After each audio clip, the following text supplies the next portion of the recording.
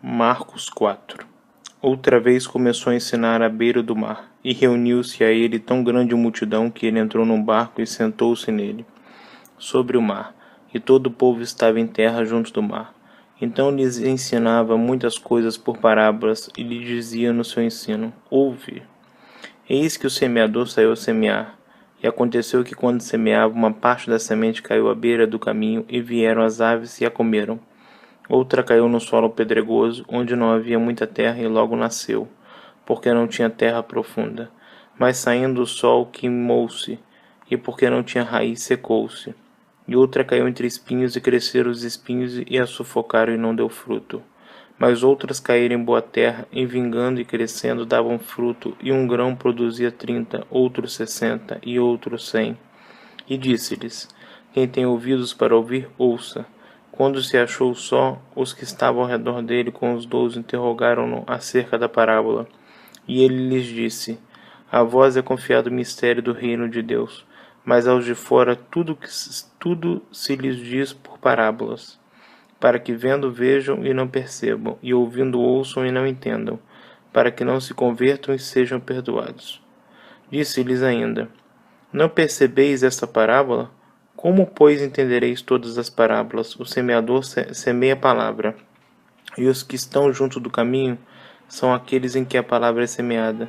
Mas, tendo-a eles ouvido, vem logo Satanás e tira a palavra que neles foi semeada. Do mesmo modo, aqueles que foram semeados nos lugares pedregosos são os que, ouvindo a palavra, imediatamente com alegria a recebem, mas não têm raiz em si mesmos.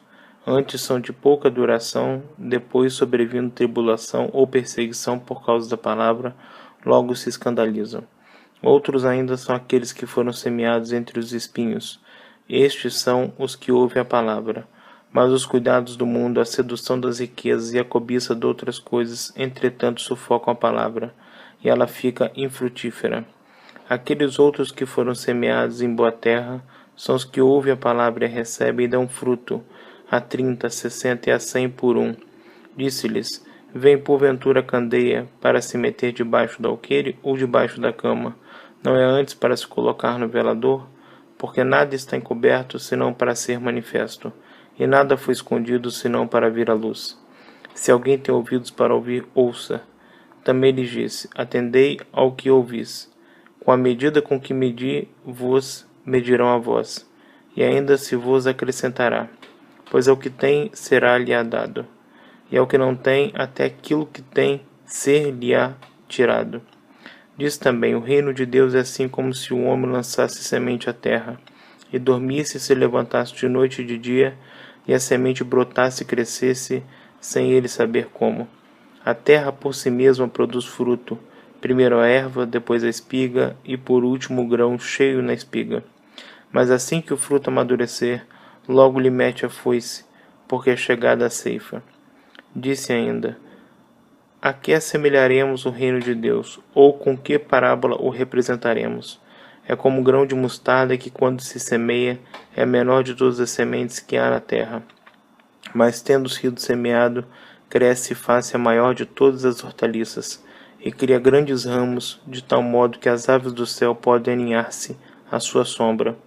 E com muitas parábolas tais lhes dirigia a palavra, conforme podiam compreender.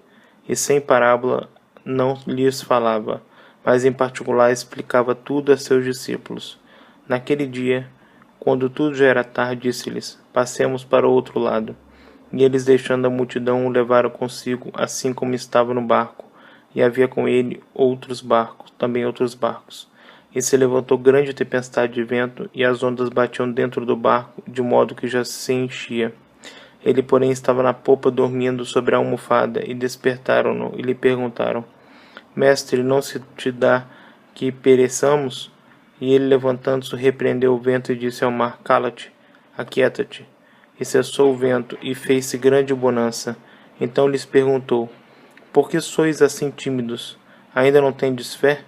Encheram-se de grande temor e diziam uns aos outros: Quem porventura é este que até o vento e o mar lhe obedece?